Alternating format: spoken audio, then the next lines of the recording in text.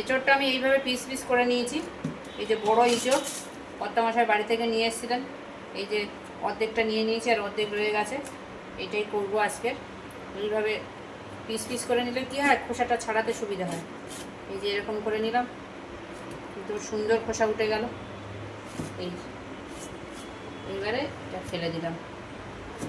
এই যে এরকমভাবে কেটে নিচ্ছি। এঁচোড়টা এত তাড়াতাড়ি দানা হয়ে গেছে। দুদিন পড়েছিল ঘরে, তো একটু শুকিয়ে শুকিয়ে গেছে। খুবই সুন্দর এঁচোড়, এই যে দারুণ পিস হচ্ছে, একদম মাংসের পিসের মতো। তেল আমার গরম হয়ে গেছে, দিয়ে দিলাম একটু গোটা গরম মশলা, আর দেবো একটু জিরে আর শুকনো লঙ্কা, দিয়ে দেবো পেঁয়াজ কোচা,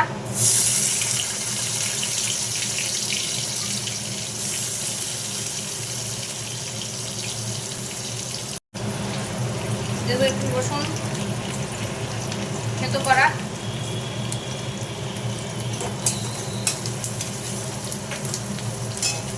টমেটো টুকরো করে, ছোটো ছোটো টমেটো, চেরি টমেটো নিয়েছিলাম, সেগুলোই দিয়ে দিচ্ছি তরকারির মধ্যে।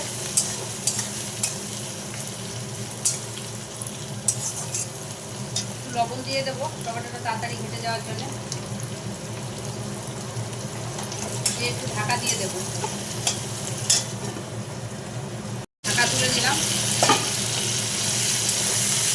ওদিকেও আমার হচ্ছে আমের চাটনি, টমেটো ঢুকে গেছে,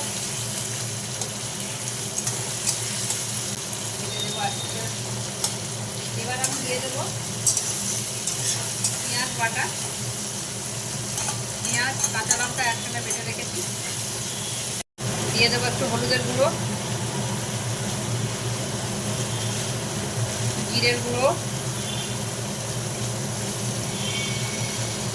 আর একটু ধনে গুঁড়ো দিয়ে ভালো করে আমি কষতে থাকবো।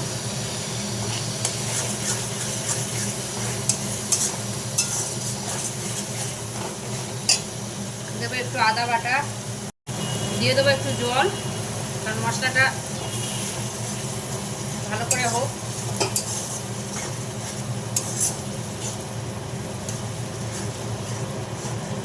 কাঁচা গন্ধ থাকলে পেঁয়াজের মুশকিল, তাই ভালো করে আমি একটু কষে কষে নেব। মশলা যত ভালো কষা হবে তত তরকারি ভালো হবে। এটা সুন্দর হয়ে এসছে। এবার দিয়ে দেবো হাফ ভাজা হাফ সিদ্ধ আলু, সিদ্ধ করে ভেজে রেখেছিলাম, অল্প করে ভেজে রেখেছিলাম, সেগুলো দিয়ে দেবো।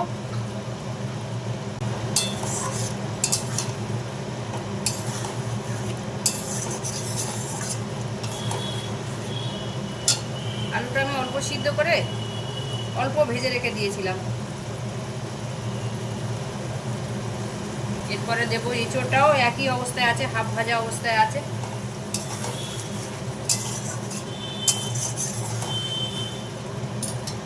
এঁচোড়টা আমি এবার এর মধ্যে দিয়ে দেবো।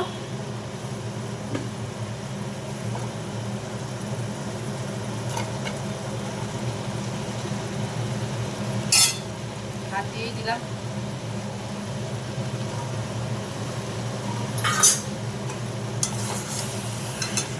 এবার আমি ভালো করে মশলাটা এর সঙ্গে মাখিয়ে দেবো, দিয়ে গরম জল ঢেলে দেবো।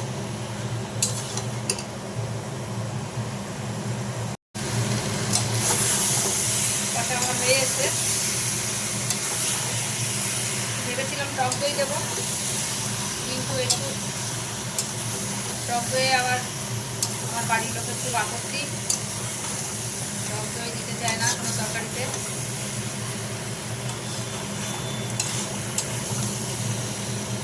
ঠিক আছে, এইভাবে হোক। এবার একটু ঢেলে দেবো, সুন্দর সিদ্ধ হয়ে গেছে, মাখা মাখা হয়ে গেছে, একটু গরম জল ঢেলে দেবো। আমি একেবারে প্রেশার কুকারেই গরম জল করেছিলাম, ওটা ধরেই ঢেলে দিচ্ছি।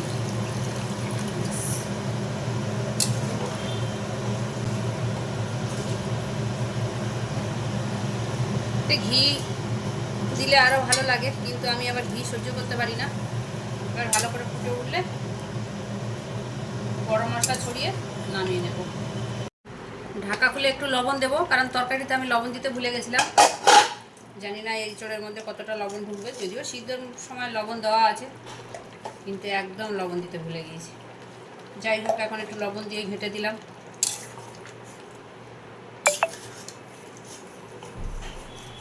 লবণটা সব জায়গায় মিশে যাক। কালার তো খুব ভালোই এসছে দেখছি, কিন্তু এখন লবণটার জন্য কি হবে বুঝতে পারছি না। তরকারি তো প্রায় হয়ে এসেছিলো, একদম ইঁচড় তো সুন্দর গলে গেছে, খুব সুন্দর গলে গেছে একদম ইঁচড়গুলো, দারুণ গলে গেছে, প্রত্যেকটা ইঁচড় গলে গেছে। যাক, ঢেকে দিয়ে আবার একটু লবণটা ভেতরে ভেতরে সব ঢুকে যায়। ঢাকাটা খুলে আমি দেখব এই যে কেমন হয়েছে।